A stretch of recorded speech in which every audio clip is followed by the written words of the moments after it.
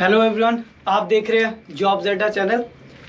आज हमने last just कुछ वीडियोस में इंट्रोडक्शन को कंप्लीट किया, देन वाउचर को कंप्लीट किया। अब नेक्स्ट जो चैप्टर आ जाएगा, हमारा नेक्स्ट जो टॉपिक आ जाएगा वो आ जाएगा अकाउंटिंग इक्वेशन। बड़ा अच्छा रिव्यूज़ को रिस्पांस दिया जा रहा है, बड़े अच्छे कमेंट्स आ रहे हैं बच्चों के, तो वो कह रहे हैं बड़ी हेल्प मिल रही है एंड ऑल। अब मेरा तो यही फोकस रहेगा कि आपको ज़्यादा से ज़्यादा कंटेंट दूँ एंड सारी प्रॉब्लम को सॉर्ट आउट करूँ। अब हमारा जो नेक्स्ट टॉपिक है उसका नाम है अकाउंटिंग इक्वेशन। अकाउंटिंग इक्वेशन एक क्वेश्चन आता है पेपर में, बट एक नहीं। ये अकाउंटिंग इक्वेशन आपका journal, ledger, trial balance, then financial accounting का रास्ता खोलेगा। सिस्टम वाइज चलेंगे हम, अकाउंटिंग इक्वेशन से चलेंगे। एक क्वेश्चन बहुत काम का है, ये एक क्वेश्चन आगे जर्नल में बहुत हेल्प करेगा, क्योंकि हमने जब जर्नल फॉलो करनी, कोई रट्टाबाजी वाली नहीं करनी, कुछ भी उसमें ऐसा नहीं करेगा जो मैं आप लोगों को रटाऊंगा, मैं चलूंगा सिस्टम वाइज। तो उसके लिए अकाउंटिंग इक्वेशन बड़ा इंपॉर्टेंट चैप्टर है, जो आपका journal, ledger and trial balance आगे हेल्प करेगा सभी को सॉर्ट आउट करने में, समझने में, इजी वे में समझने के लिए। कुछ डिफिकल्ट नहीं करेंगे, बिल्कुल नॉर्मल और इजी वे करेंगे। देखो अकाउंटिंग इक्वेशन है क्या, मैंने डेफिनेशन की थी इसकी। डेफिनेशन ये थी, the inter relationship between, definition में मैंने लिखवाया था, the inter relationship between assets, the inter relationship between assets, liabilities and capital। तीन चीजों का relation, the inter relationship between asset, liabilities and capital. तीन चीजों का रिलेशन है। इसका फॉर्मूला क्या होता है, इक्वेशन क्या होती है हमारी, asset equal to liabilities plus capital. ये हमारी इक्वेशन है, asset equals to liabilities plus capital. Asset means इन दोनों को जोड़ के क्या बनता है, जिसको बोलते हैं हम टोटल लायबिलिटी। टोटल लायबिलिटी मतलब टोटल एसेट किसके इक्वल होता है, टोटल लायबिलिटी के। ये हमारी इक्वेशन है, asset equals to liability plus capital. Asset means total asset, इन दोनों को जोड़ के क्या बनाया जाता है, टोटल लायबिलिटी। ये हमारी इक्वेशन बनती है किसके, एसेट, हमारी प्रॉपर्टी किसके इक्वल होती है, ओनर का पैसा एंड बोरो किया हो गया पैसा, उन दोनों के इक्वल होती है। Asset equals to liability plus capital. अब हमें पूरी अकाउंटिंग इक्वेशन में इसको बैलेंस करना है, एसेट को किसके इक्वल करना है, लायबिलिटी प्लस कैपिटल के। यही चीज अकाउंटिंग इक्वेशन में बताती है। अब उसको करने से पहले हम कुछ चीजें समझ लेते हैं कि एसेट्स क्या होता है, लायबिलिटीज क्या होती है, कैपिटल क्या होता है। ये मैंने आपको इंट्रोडक्शन में भी बताया, जस्ट एक और बार मैं डिस्क्राइब करूंगा विद आइटम्स के साथ। तीन कॉलम में बना लो, एक आ गया एसेट्स, एक आ गया लायबिलिटीज। मैं सारे एसेट एंड सारी लायबिलिटीज को डिस्कस करूंगा, एंड कैपिटल, एंड कैपिटल। तीन चीजों में, तीन चीजों का रिलेशन है, asset equals to liability plus capital. मैं तीनों को डिस्कस करूंगा one by one. Asset means company की प्रॉपर्टी, ये मैंने इंट्रोडक्शन में बताया हुआ डेफिनेशन। अब कौन कौन से एसेट होते हैं कंपनी के, कंपनी के दो तरह के एसेट होते हैं, मैंने बताया वहां पे फिक्स्ड एंड करंट एसेट्स। अब दोनों को डिस्कस करते हैं। मैं आइटम्स लिखूंगा, सबसे पहले करंट एसेट्स, कंपनी के करंट एसेट्स, सारे जितने भी करंट एसेट्स होंगे मैं देन वो लिखूंगा, एंड फिक्स्ड को डिस्क्राइब करूंगा। यहाँ पे सबसे पहले आ गया cash in hand, cash at bank, फिर आपका आ गया closing stock, prepaid expense,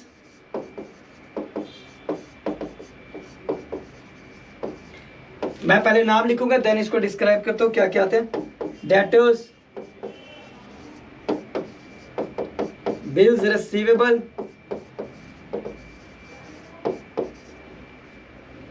then accrued income. ये क्या आ गए आपके current assets. Cash in hand मतलब आपके कंपनी के पास कितना कैश पड़ा है, बैंक में कितना पड़ा है, स्टॉक कितना बड़ा है बचा कंपनी के पास। नेक्स्ट ईयर के एडवांस जो एक्सपेंस पे किए जाते हैं उसको बोलते हैं प्रीपेड एक्सपेंस, जो एडवांस पे किए जाते हैं किसी को। जैसे नेक्स्ट ईयर के कुछ एक्सपेंस से कंपनी उसको एडवांस पे कर देती है। डेटर्स, डेटर मींस जिनको मैंने इंट्रोडक्शन में लिखा था डेफिनेशन में, डेटर मींस जिनको उधार में गुड्स बेचे गए हैं वहां से जो पैसा आएगा उसको बोलेगा ना डेटर्स।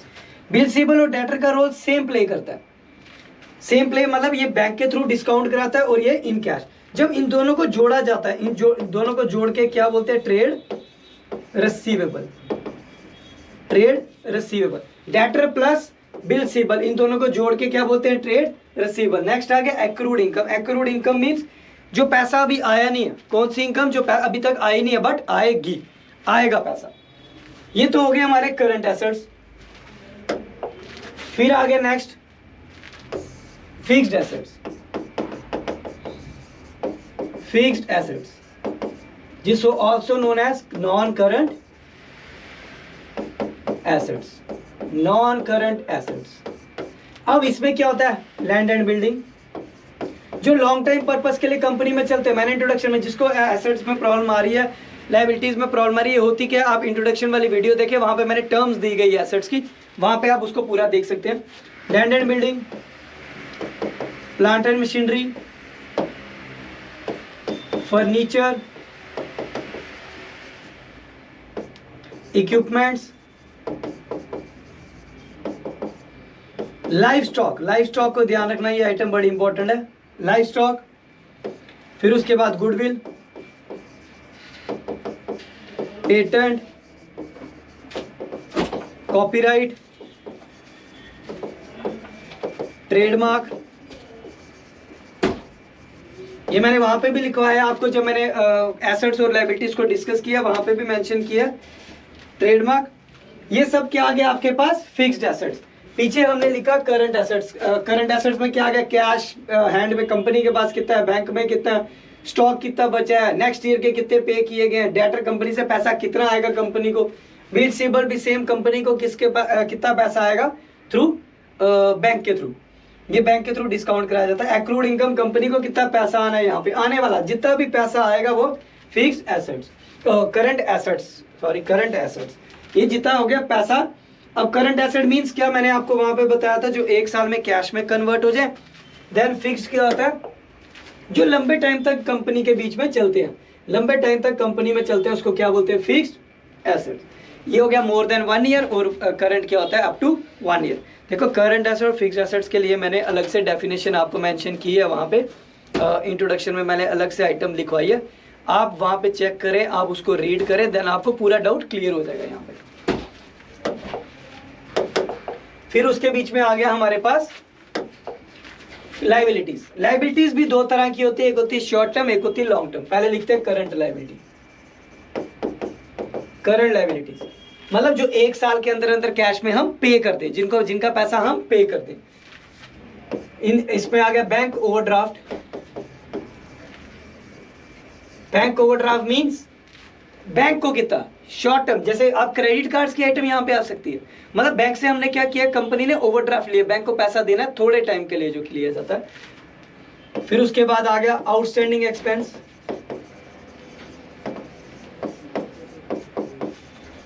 आउटस्टैंडिंग एक्सपेंसेस इज जो अभी तक पेंडिंग पड़े, देने वाले, चुकाने वाले, जो पैसा अभी तक पेंडिंग पड़ा हुआ देने वाला।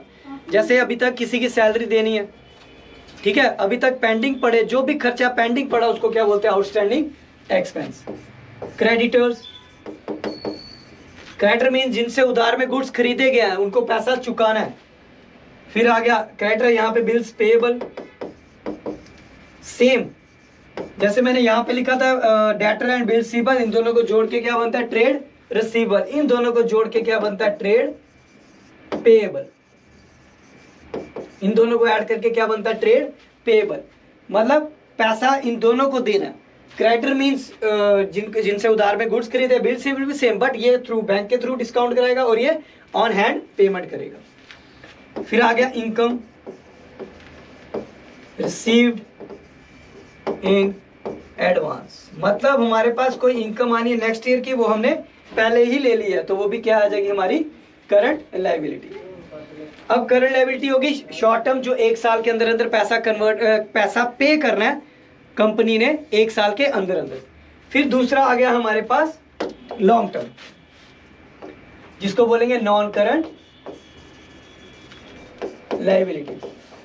Non current liability, non current means जो लंबे टाइम तक कंपनी में उधार रहता है, जो एक आफ्टर ए लॉन्ग पीरियड हमें पे करना पड़ता है, कंपनी को पे करना पड़ता है। इनकी सभी की डेफिनेशंस मैंने लिखवाई हैं, आप वहां से पूरा रीड कर सकते हैं, देन ये पूरा क्लेरिफाई हो जाएगा। आप जो भी मेरा फर्स्ट वीडियो देख रहा है, देन आपसे सभी से रिक्वेस्ट है पहले मेरी पुरानी वीडियोस देखें, वहां को समझे, क्योंकि अगर बीच में से कोई टॉपिक पढ़ेंगे तो समझने में बहुत प्रॉब्लम्स क्रिएट करेगा। पहले आप स्टार्टिंग से इंट्रोडक्शन से पढ़े, मेरे जितने लेक्चर्स हुए हैं अभी तक 4 लेक्चर हो चुके हैं, ये 5th लेक्चर है, देन उसको ईजिली पढ़े। आपको ये क्या होगा, आपकी प्रॉब्लम सॉर्ट आउट हो जाएंगी, क्योंकि आगे जितना भी आएगा वो सारा इजी समझ आएगा। क्योंकि विदाउट किसी बीच में जाके किसी वीडियो पे जंप करने से बेटर है आप पिछला सारा देखें, एक बारी उसको रीड कर लें, क्योंकि बीच में जंप करेंगे तो कुछ भी समझ नहीं आएगा, समझने में प्रॉब्लम्स क्रिएट होंगी। देन फिर वही होगा कि सर समझ नहीं आया एंड ऑल। आप इसके लिए क्या करें, पहले मेरी पुरानी वीडियोस देखें देन आगे चले, ठीक है, क्योंकि बीच में जंप करना आप लोगों के लिए बेवकूफ़ी है।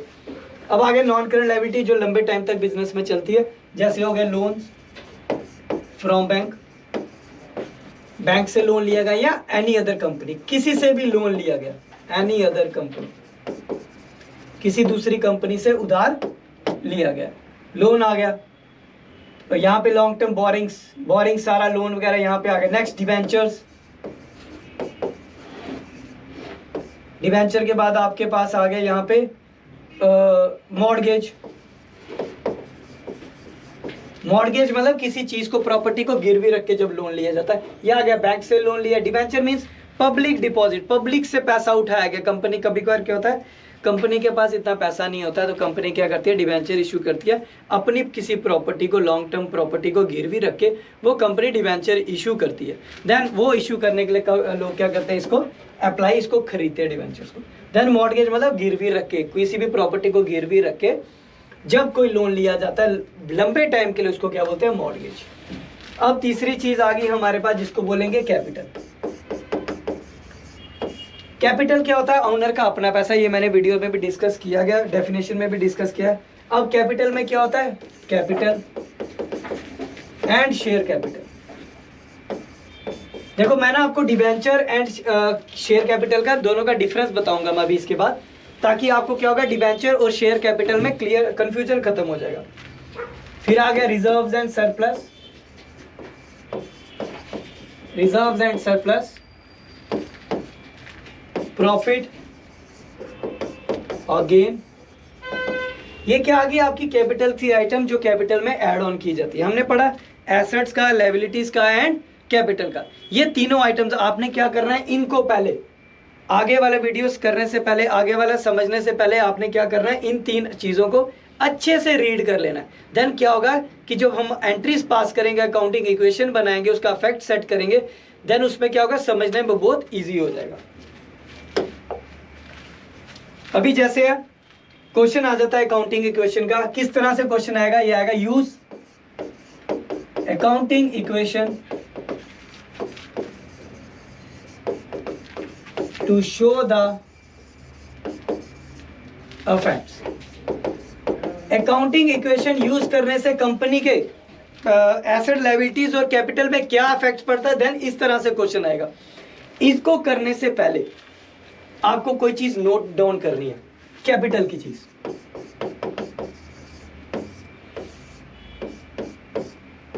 ये इस तरह से टेबल बना लेना, क्योंकि अकाउंटिंग क्वेश्चन सेट करने से पहले आपको क्या करना है, कैपिटल की कुछ चीजें एडजस्ट करनी है। और वो किस तरह से, इस तरह से एक टेबल है। Positive means increase, negative means decrease करेगा बैलेंस। कंपनी का कैपिटल बैलेंस, ओनर का कैपिटल बैलेंस कब इंक्रीज करेगा, जब उसको क्या हो रही है, इनकम। जब कंपनी को इनकम हो रही है तो उसका कैपिटल बैलेंस क्या करेगा, इंक्रीज करेगा, कैपिटल बैलेंस इंक्रीज करेगा। देन कम कब करेगा, जब उसके क्या होंगे, खर्चे। ओनर का बैलेंस कब इंक्रीज करेगा, इनकम से।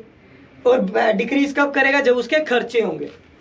और किस तरह से, अगर प्रॉफिट होगा तो कंपनी का बैलेंस इंक्रीज करेगा, अगर लॉस हुआ तो कंपनी का बैलेंस डिक्रीज करेगा। ये तो आगे 2 कंडीशन पॉजिटिव की और 2 आगे नेगेटिव की। और किस वजह से कैपिटल बैलेंस डिक्रीज करेगा, ड्रॉइंग से। जब कंपनी से विड्रॉ, ओनर पर्सनल यूज के लिए पैसा या गुड्स या कुछ भी विड्रॉ कर रहा है, देन वो भी क्या करेगा, कैपिटल बैलेंस को डिक्रीज करेगा। देखो कैपिटल का टेबल है, कैपिटल इस पे पूरा कंप्लीट हो जाएगा। कैसे डिक्रीज, इंक्रीज और डिक्रीज। इंक्रीज कब करेगा, जब उसको इनकम होगी और प्रॉफिट होगा। डिक्रीज कब करेगा, जब एक्सपेंस होगा, लॉस होगा और ड्राइंग्स होगा। इन आइटम से पॉजिटिव जाएगा, इन आइटम से नेगेटिव जाएगा। अब इस तरह से क्वेश्चन है, use accounting equation two show the effect. Company का अकाउंटिंग इक्वेशन यूज करके बताओ कंपनी का इफेक्ट क्या पड़ा है हमारे पास, कंपनी का इफेक्ट क्या पड़ा है।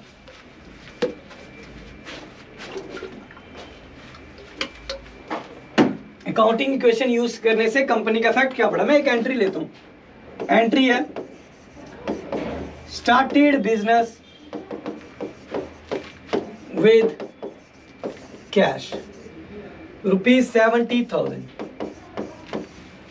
बिजनेस शुरू किया गया कैश लेके, कितना कैश लिया? 70,000 का। ध्यान से समझना इस चीज को, बिजनेस शुरू किया गया कैश कितना लिया? 70,000 का। अब जो इफेक्ट बनता है वो इफेक्ट बनता है इंक्रीज और डिक्रीज को लेके। इफेक्ट कैसे बनेगा? इंक्रीज एंड डिक्रीज को लेके। इंक्रीज और डिक्रीज में इफेक्ट सारा जाता है। इंक्रीज मींस जब बढ़ेगा बैलेंस और डिक्रीज में जब क्या होगा? कम होगा बैलेंस। इस तरह से इफेक्ट शो किया जाता है। सेम चीज हमने ट्रांजैक्शंस में अप्लाई करनी है। अब देखते जाओ कैसे। Started business with cash. Cash क्या है? एसेट। कैश क्या है? कंपनी का एसेट। अगर कोई बिजनेस शुरू कर रहा है, वो कंपनी में पैसा लेके आ रहा है, तो कंपनी का एसेट इंक्रीज हुआ, एसेट बढ़ गया। मैं लिख सकता हूं increase the asset, increase the asset,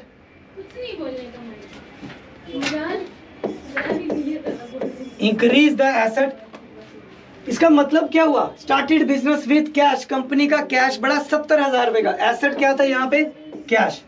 company का कैश कितना बढ़ गया? 70,000 का। And started business means, started means जब वो पैसा लेके आता है, तो जब भी स्टार्टेड की बात कर रहा है तो किसकी बात कर रहा है? वो कैपिटल की। किसकी बात कर रहा है? कैपिटल। जब कोई बंदा बिजनेस में, आप भी लगा रहे हैं, आप पैसा लगा रहे हैं, देन कंपनी का एसेट तो बढ़ा, ऑल्सो क्या बढ़ गया? कैपिटल भी बढ़ गई। क्योंकि जब बिजनेस शुरू किया जाता है, मैंने टर्म में लिखवाया था, जब बिजनेस शुरू किया जाता है जो भी पैसा लगाया जाता है उसको क्या बोलते हैं? कैपिटल।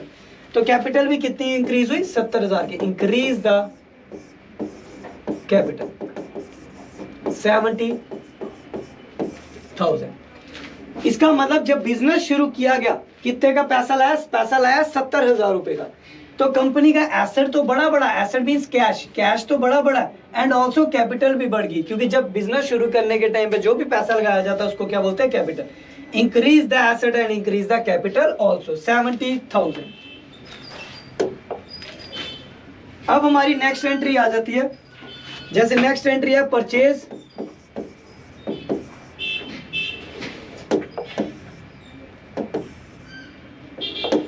नेक्स्ट एंट्री आ गई आपकी purchase goods for cash ₹20,000। Capital का टेबल मैं यहां पे वापस बना रहा हूं क्योंकि ये इससे बड़े काम की चीज है कैपिटल के लिए। कैपिटल में इंक्रीज क्या करेगा? इनकम। कम क्या करेगा? एक्सपेंस। प्रॉफिट से बढ़ेगा बैलेंस, लॉस से कम होगा एंड ड्राइंग से भी कम होगा। अब बोला परचेज गुड्स फॉर कैश। ध्यान से समझना यहां पे, ध्यान से। गुड्स क्या है? एसेट। जब कोई चीज खरीदी जा रही है, गुड्स खरीदे जा रहे हैं, तो एसेट इंक्रीज हो रहा है। कैश क्या? कंपनी का अगेन एसेट। आप कुछ मार्केट से खरीद रहे हैं, आपने मार्केट से एक चॉकलेट खरीदा, देन आप क्या उसको पे कर रहे हैं? पैसा। अब ये वाला एसेट तो बढ़ रहा है क्योंकि आपके पास कोई चीज आ रही है। ये वाला एसेट क्या हो रहा है? कम हो रहा है। आपने मार्केट से कुछ खरीदा, देन वो चीज खरीदी, उसके बदले आपने उसको पैसा दे दिया। एक एसेट बढ़ा तो दूसरा ऑटोमेटिकली क्या हो गया? कम हो गया। तो यहाँ पे इफेक्ट क्या आएगा? इंक्रीज द एसेट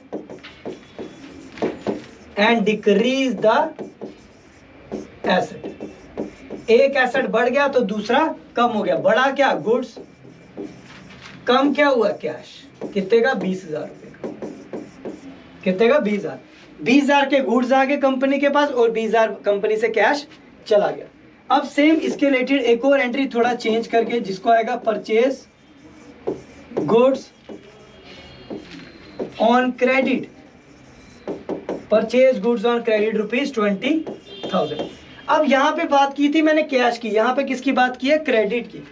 अब सेम परचेज गुड्स, कंपनी का एसेट इंक्रीज हुआ, एसेट इंक्रीज हुआ। अब यहाँ पे लिखा था क्रेडिट, ये कौन सा क्रेडिट है? Credit purchase. जब क्रेडिट परचेज लिखा होता है नाम किसका होता है? क्रेडिटर का। मैंने आपको लिखवाया था जब उधार में गुड्स खरीदे जाते हैं तो किसका नाम आता है? क्रेडिटर का। तो क्रेडिटर कौन होगी? लायबिलिटी। मतलब कंपनी ने गुड्स खरीदे, यहाँ पे तो था उसके पास कैश चला गया, उसने पे कर दिया, बट यहाँ पे पैसा नहीं गया, उधार पे। जब उधार में है तो लायबिलिटी बढ़ गई, पैसा भी दिया नहीं है, देना है। तो कंपनी का यहाँ से एसेट तो इंक्रीज हुआ, इंक्रीज द एसेट। अब ये एसेट क्या हो गया? Goods. And increase also liability, increase also liabilities.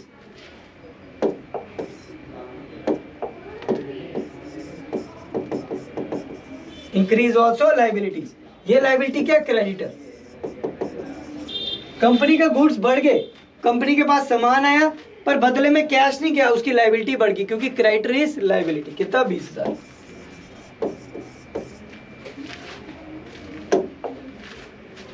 Next item purchase. हम कुछ आइटम आज डिस्कस करेंगे, बाकी कल।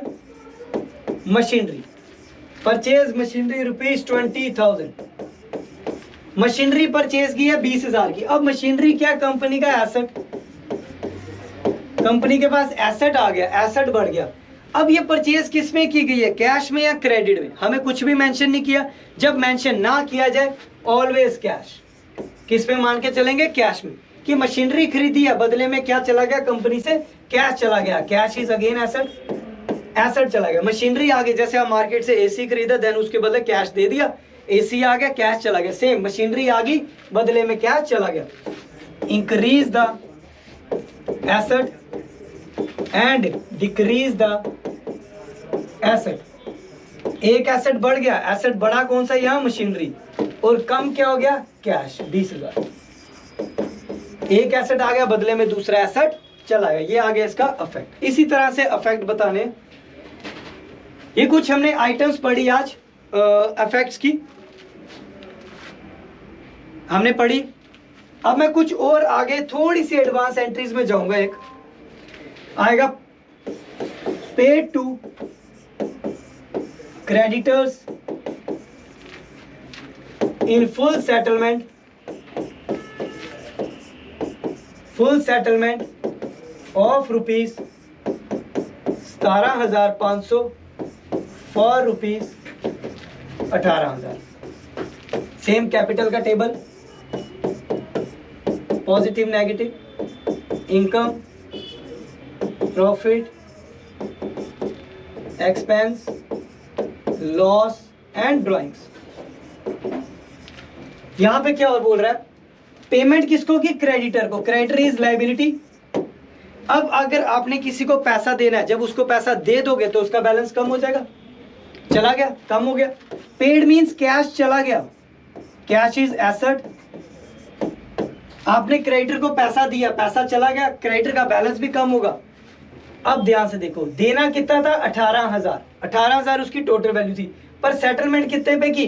17,500 की। कंपनी को कितने का फायदा? 500 रुपए का फायदा, जिसको क्या बोलेंगे?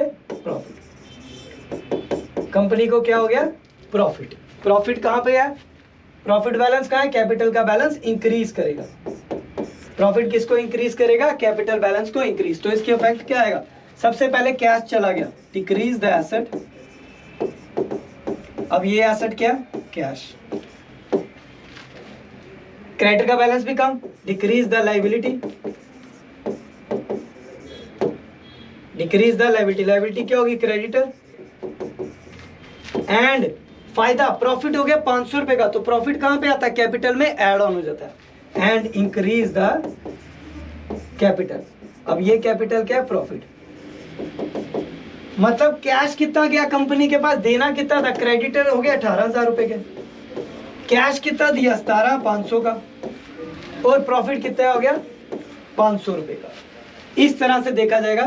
कैश कितना गया? 17,500, लायबिलिटी कितने की कम हुई? 18,000 की। कंपनी को कितना फायदा हो गया? 500 रुपए का।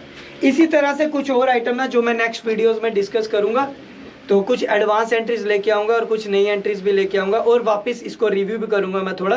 देन आप देखते रहिए हम जॉब्स अड्डा चैनल, और हमारी वीडियोस को लाइक करें, शेयर करें, सब्सक्राइब करें और ज़्यादा से ज़्यादा व्यूज देखें इसको, वीडियोस को, और स्टार्ट से लेके एंड तक देखें। जो यहाँ जंप कर रहा है उसका कोई फ़ायदा नहीं है। देन वो स्टार्टिंग के इंट्रोडक्शन भी वीडियोस देखे, ताकि जब वो इंट्रोडक्शन देखेगा, स्टार्टिंग की सारी वीडियोस देखेगा, उसको कोई प्रॉब्लम नहीं आएगी और प्रॉब्लम आएगी भी नहीं, क्योंकि कंटेंट बेसिक है, बेसिक टू मॉडरेट है और मॉडरेट टू हाई है। सारा कंटेंट यहाँ डिस्कस होगा, हर एक प्रॉब्लम को सॉल्व किया जाएगा। मेरी कोशिश ये रहेगी, फीडबैक बेटर से बेटर आ रहा है और बच्चों को समझ आ रहा है, बच्चे बोल रहे हैं कि सर बहुत अच्छा लग रहा है ये वो। आपका फीडबैक ही मेरे लिए इंपॉर्टेंट है, क्योंकि मेरे को आप कमेंट करते जाएं कैसा फीडबैक है। किसी को कुछ डाउट आ रहे हैं तो कमेंट बॉक्स में लिखते जाएं। और आपसे गुजारिश है प्लीज़, और thank you for my fitness के लिए, फिटनेस जो आप लोगों ने मेरी फिटनेस की तारीफ़ की है उसके लिए भी थैंक यू। उसके लिए आप मेरा इंस्टाग्राम चैनल भी देख सकते हो। तो देन ये थी आज कुछ अकाउंटिंग इक्वेशन की आइटम्स। तो अकाउंटिंग इक्वेशन का मैं कुछ और नई आइटम्स लेके आऊँगा नेक्स्ट लेक्चर पे। Thank you so much. देखते रहिए, like share and subscribe also.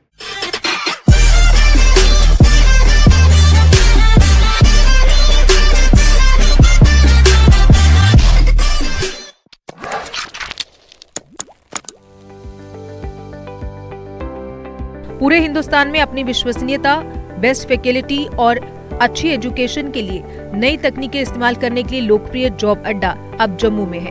JKSSB, J&K police, SCC, CDS, CGL, KS, NDS आदि के जरिए गवर्नमेंट जॉब पाने के इच्छुक कैंडिडेट्स जॉब अड्डा में अपनी सीटें बुक करने के लिए तुरंत कॉल करें 7006845597 पर। उज्जवल भविष्य का आधार जॉब अड्डा है तैयार।